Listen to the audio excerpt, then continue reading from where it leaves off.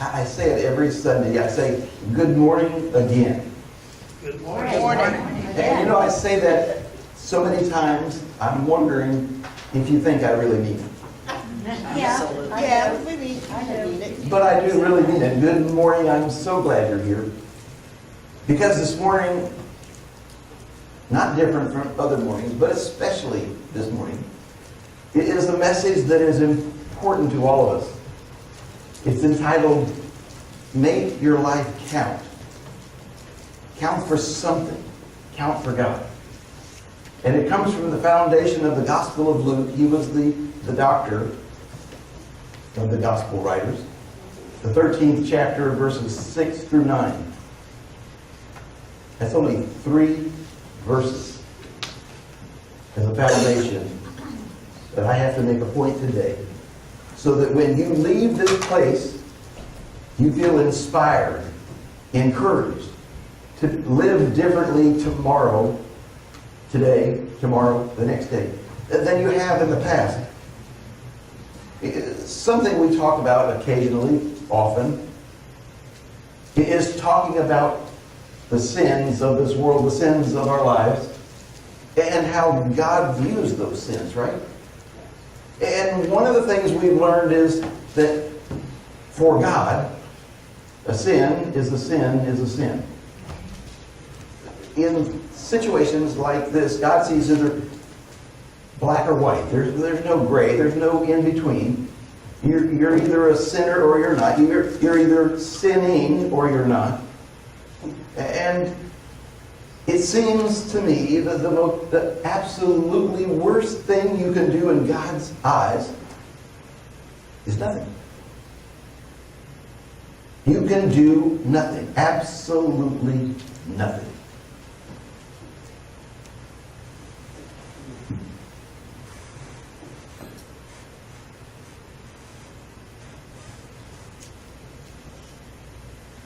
Luke 13. Verses 6 through 9. Then he told this parable. Who are we talking about? Jesus. Then Jesus told this parable. A man had a fig tree planted in his vineyard. And he went to look for fruit on it, but did not find any. So he said to the man who took care of the vineyard, for 3 years now, I've been coming to look for fruit on this fig tree and haven't found any. Cut it down. Why should we use soil for this plant? Sir, the man said, leave it alone for 1 more year. I'll dig around it and I'll put fertilizer in it. And if it bears fruit next year, fine. If not, cut it down. It's the word of God for the people of God. Thanks be to God. Jesus taught, Jesus preached in parables, short stories that help people understand the meaning of life and who God is in our lives and in our world. This is kind of Old Testament wisdom, because it was something that the people at his time could sink their teeth into, could understand, and that much later that we'll be able to relate and understand the message that Jesus was trying to teach. It's familiar to talk about fig trees in their time and in their places, because you see, trees with fruit were a symbol of godly living. Let that sink in for a minute. Trees that bear fruit are a symbol of godly living. In this example, this fig tree was doing nothing. Taking up space, breathing air, eating the snacks, drinking the coffee. I mean, I got off track. I'm sorry. Got off track. It was taking up space in the garden, but it was not producing. Of course, the point is partly, don't try God's patience.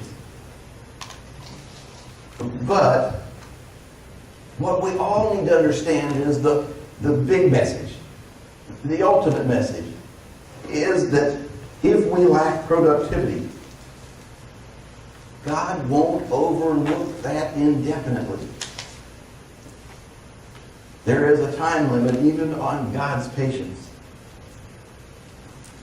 When our life changed 25 years ago from corporate to ministry, we've told you almost every story that we can think of that help you understand our transition so that your transition will be easy.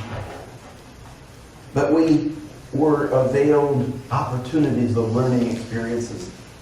And multiple times in the beginning, we went to Gainsburg, Ohio.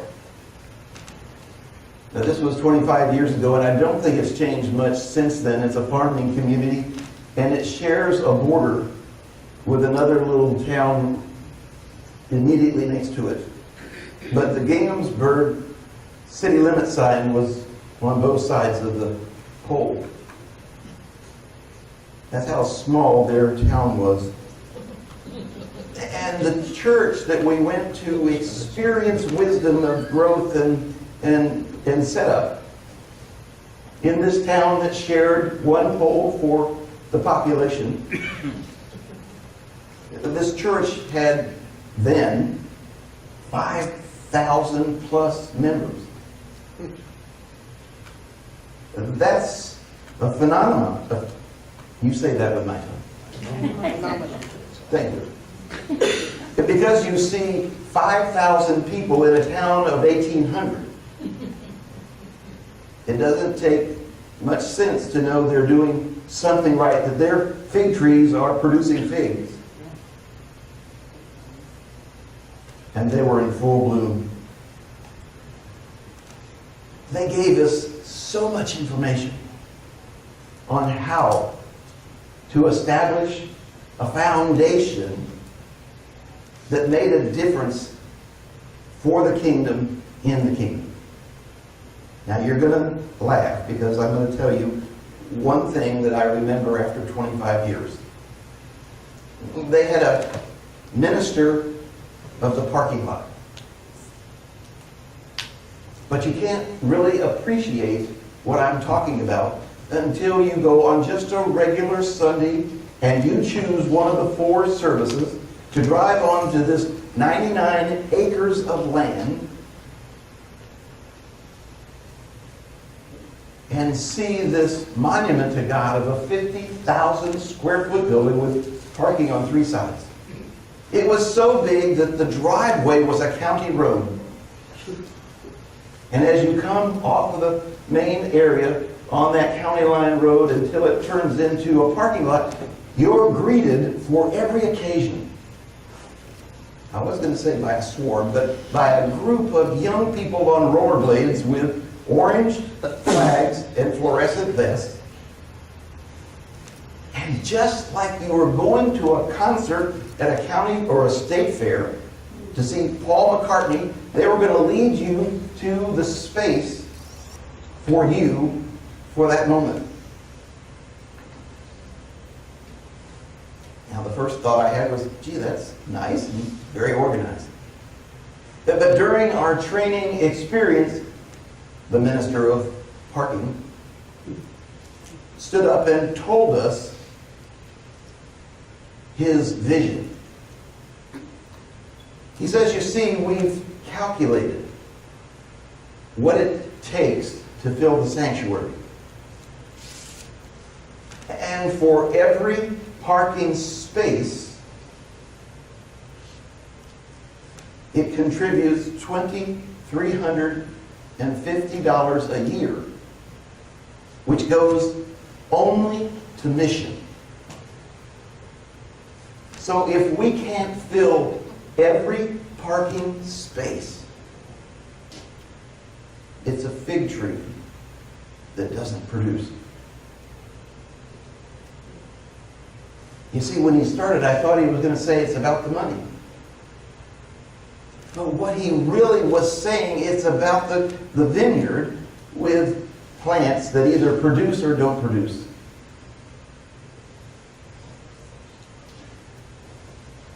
It made a difference in who they were. But if you could have seen the excitement and the energy that he was sharing about a piece of asphalt. Because you see, in his heart, he was planting fig trees that were in full bloom. I pool resources for Sunday morning from all over the universe. Easy, because that's the internet. But I also pool the study books I have for my library.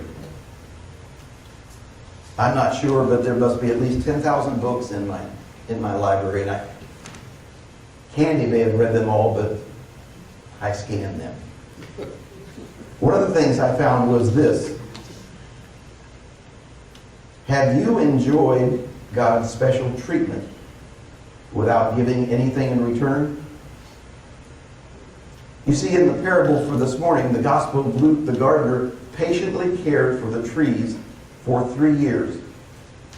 Now, the penalty for the tree, for taking the gardener's time, for taking the resources it took to feed and water and care for that tree, if it did not produce, was to be cut down and thrown into a pile, which would then be burned. Well, you get it right. You're either the tree that blooms or you're just taking up space. There were two old friends that were talking, and one guy says to the other, he says, you know, we've been friends for 25 years, and we've enjoyed a relationship over that time, that there's absolutely nothing that I wouldn't do for you. His friend looked back at him and he says, you're exactly right. In 25 years, we've done absolutely nothing for each other. I want to share a quote out of the Bible. It's in the Gospel of Matthew this time, 25th chapter. Jesus is talking. And he tells this story, this truth, this reality. When the Son of Man comes in all his glory with all of his angels with him, he will sit on the throne in heavenly glory. And all the nations will gather around him, and he will separate the people like a shepherd separates the sheep and the goats. And he'll put the sheep on his right and the goats on his left. And then he will say to the sheep on his right, come, you who are blessed by my Father, take your inheritance. The kingdom is prepared for you.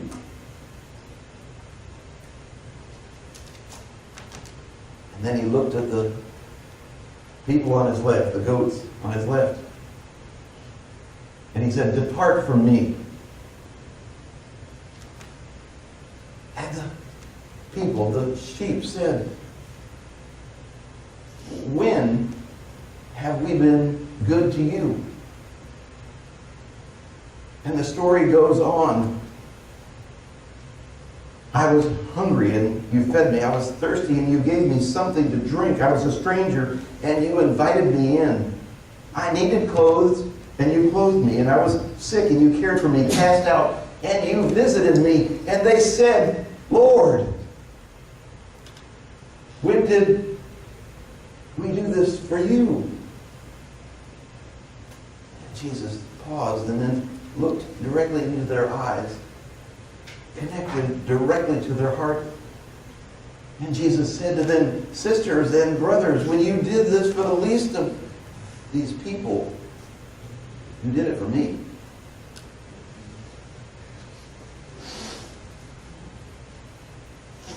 And the goats were sent off to eternal fire. Just as the tree that would be chopped down for not producing. I was worried about that story. What in the world did the goats do that was so bad that they'd be thrown out of heaven? I get it now. Nothing. They did nothing.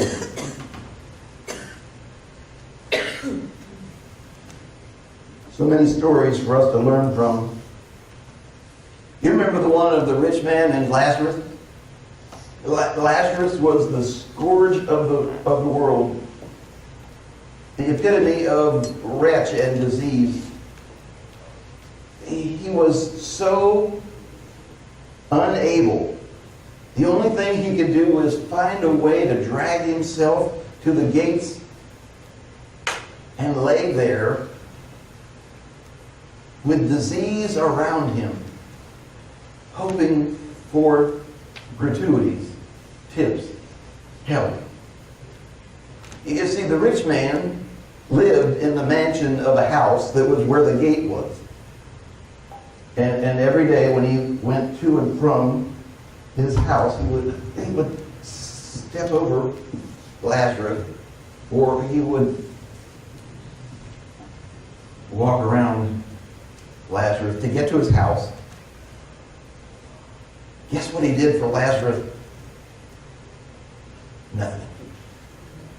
So when both of them die, as the story goes, Lazarus goes to heaven.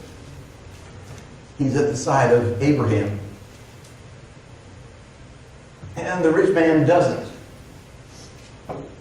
And the rich man looks up into the heavens and he sees Lazarus up there. And he says, can he just dip his fingers into the pool and let a drop of that water touch my burning tongue? Now the story goes on and on and on, but the bottom line is, too late. You made your choice. You enjoyed your life. How did he end up in such a state when life was so good here? I think the answer is he did nothing. I don't know why Jesus' stories kind of pick on wealthy people, because there's nothing wrong with being wealthy. But the young rich person came to Jesus late. There's a reason for that too, but we won't get into it because he didn't want other people to see that he was entertaining Jesus. And he said, what can I do to make sure of my place in the kingdom, because I'm a good guy and I do all these things? Mm-hmm. And Jesus looked into his heart and he said, 2 things. Give your wealth to the poor and follow me. The guy goes, what? He says, I'll follow you. First, give your wealth. Why do you think that was important? Because there's nothing wrong with wealth. It's because the wealth was important to him more than Jesus was. It's all talking about producing or not producing fruit. The Apostle Paul tells us later on in the story of our ministry that the fruit that we are to be producing is the fruit of the Spirit: the love, joy, peace, patience, kindness, goodness, faithfulness, gentleness, self-control, just to name a few. For the longest time in my life, I thought, well, that's what God's talking about, those things. But the truth is, that's where you begin. That's how you live your life, with those characteristics of who you are. And then you take your gifts and talents and you play musical instruments. You trim the hedges of the church. You offer help to people who are in need. You pray. Last story. If I said the name Bono, would you know who he was? Yes. Rock star? Yes. Lead man for U2? Yes. Became rich and famous? And then an event changed his life. He went with his wife to Ethiopia, spent an entire month in Ethiopia, amongst one of the worst living conditions in our universe. While he was there, a father holding his baby came to him and handed him the baby. You take it. He can live with you. He'll die with me. It was a life-changing moment that a father would offer his child to another to save that child. And that life-changing moment became a global-changing event. Because they used their connections, they used their wealth, they used their resources to make a difference in our world, to fight poverty, to fight AIDS, and so many more things. 2007, he was Time Magazine Man of the Year. Queen Elizabeth II knighted him.